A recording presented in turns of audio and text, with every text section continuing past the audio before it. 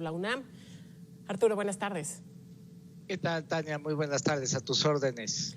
Oye, Arturo, pues sin duda que pues este proceso del Plan Nacional de Vacunación pues ha ido a cuentagotas, vamos muy lento comparado pues con estos cifras o estas estimaciones en las que el gobierno pretendía terminar la vacunación, que nos decían sería en marzo de 2022, pues nos hemos ido retrasando bastante. Tú, por supuesto, has estado realizando estudios, estimaciones de esto. Y pues de acuerdo con estas estimaciones tuyas, ¿cuándo podrían los mexicanos estar inmunizados con la vacuna o por otro lado, pues con esto llamado inmunidad de rebaño?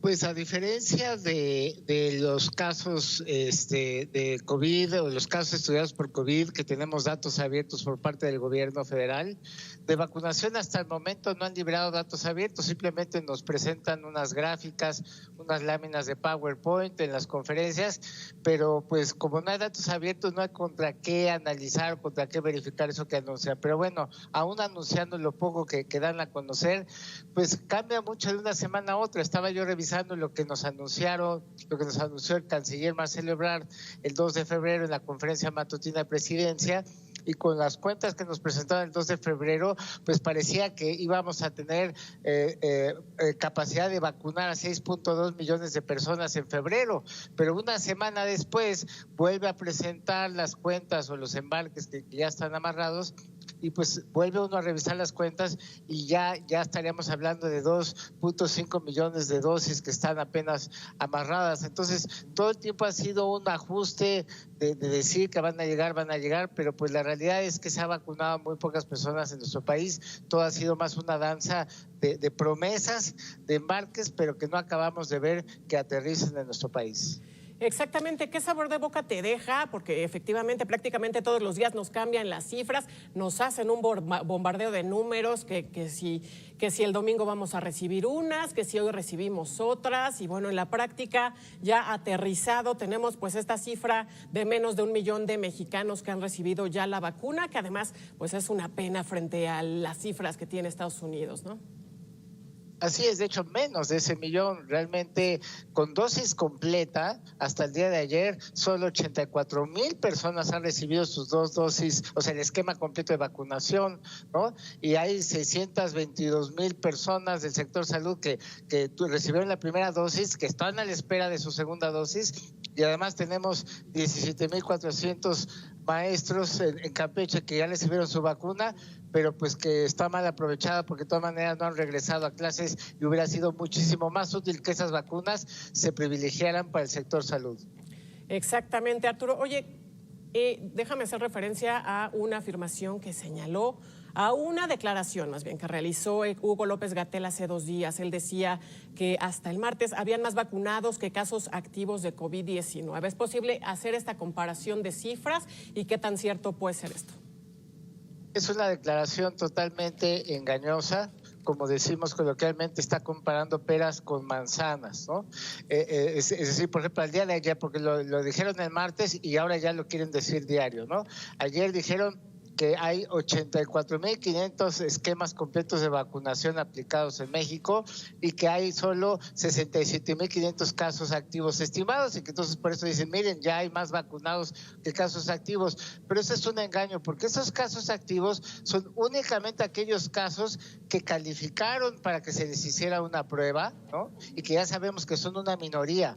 El total real de casos activos en México es mucho mayor. Hay que multiplicar por 30. Ese factor de 30 yo lo calculé en abril del 2020, fue muy cuestionado, se hizo viral cuando publiqué Aritmética López-Gateliana, pero luego en diciembre ese factor se corroboró, porque con resultados de la Encuesta Nacional de Salud y Nutrición, que hicieron un muestreo serológico, quizás recuerdes que con corte a noviembre nos anunciaron que aproximadamente el 25% de la población mexicana ya había estado expuesta al virus SARS-CoV-2, es decir, como 32 millones de mexicanos, que dividido entre el poco más de 1 millón de casos activos confirmados hasta esa fecha, nos da un factor de 30. Entonces, estos casos activos que nos están diciendo, contra los que están comparando los 67,000, hay que multiplicarlos por 30 y nos da más de 2 millones de casos activos reales. Entonces estamos muy lejos en este país de que haya más personas con esquema completo de vacunación que casos activos. Pero bueno, es una sutileza que no todo el mundo entiende y que la aprovechan para impulsar un discurso triunfalista de que la vacunación va muy bien. Recuérdanos, Arturo, de dónde sale esta cifra de 30, porque justamente cuando tú diste a conocer todas estas estimaciones, bueno, se preguntaban, por un lado, esta cifra de 30, por otra parte, el 2.5, bueno, pues este es otro tema que tiene que ver con las muertes, si no me equivoco, pero recuérdanos esta cifra, ¿por qué 30? Recordarás que en el mes de abril empezaron a darnos estimaciones del modelo Centinela, que lo que buscaba era ver el tamaño real de la epidemia, porque ya conscientes de que en México se aplican pocas pruebas por cada 100,000 habitantes en comparación con otros países, pues ya se sabe que hay muchos más casos que no alcanzan a tener un acceso a una prueba porque son casos o asintomáticos o casos muy leves, ¿no? Entonces, con las estimaciones del modelo Centinela que dieron a conocer en abril del año pasado, uno podía comparar esa estimación más realista del total de casos infectados en México contra los casos confirmados. Entonces divide los casos estimados entre los confirmados y te da un factor como de 30 veces, ¿no?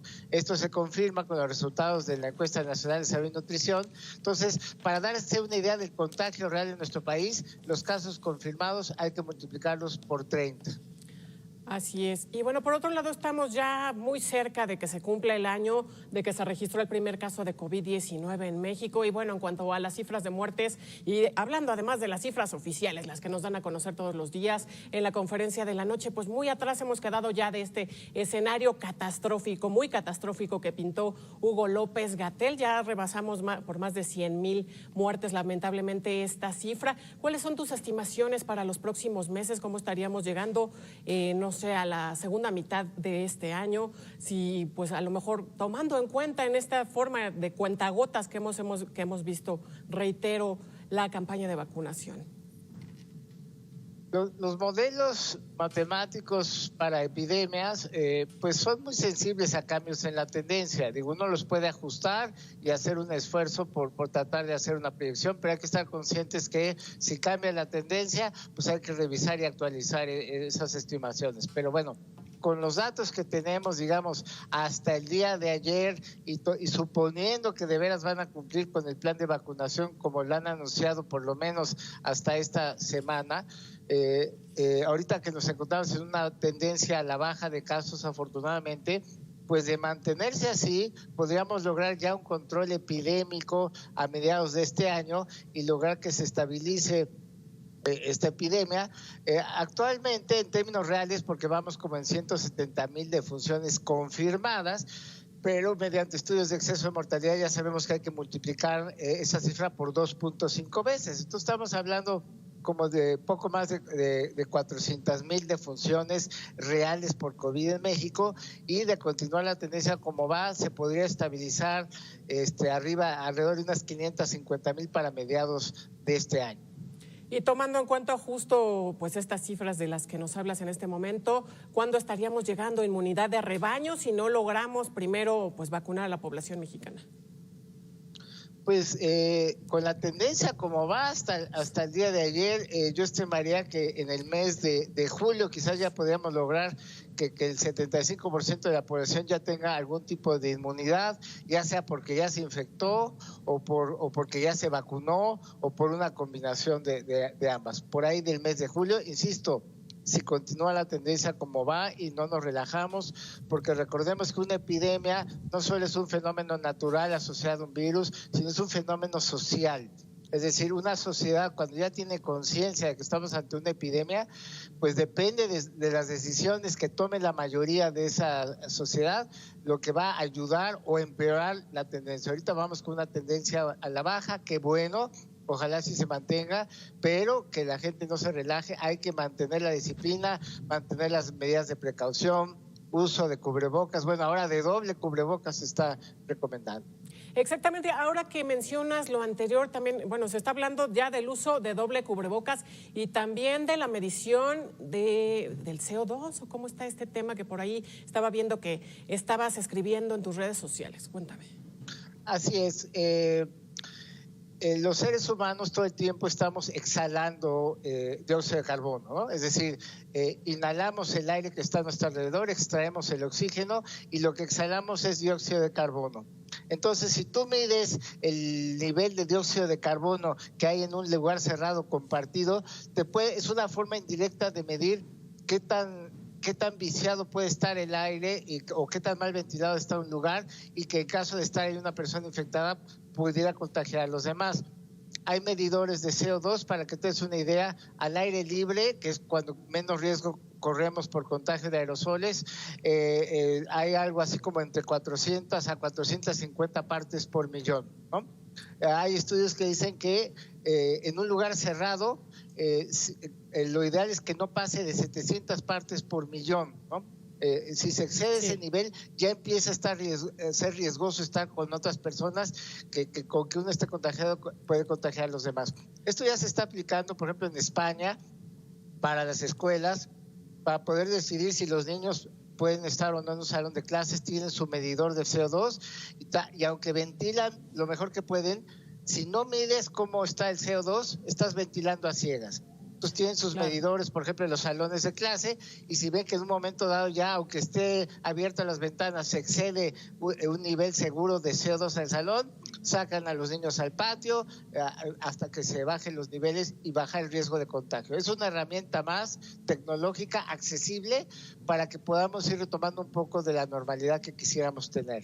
Interesante esto que nos compartes, Arturo Erdeli, actuario y doctor en Ciencias Matemáticas por la UNAM. Muchas gracias por estos minutos en este espacio y que no sea la última ocasión. Encantado, Tania, a tus órdenes. Un gusto, buenas tardes.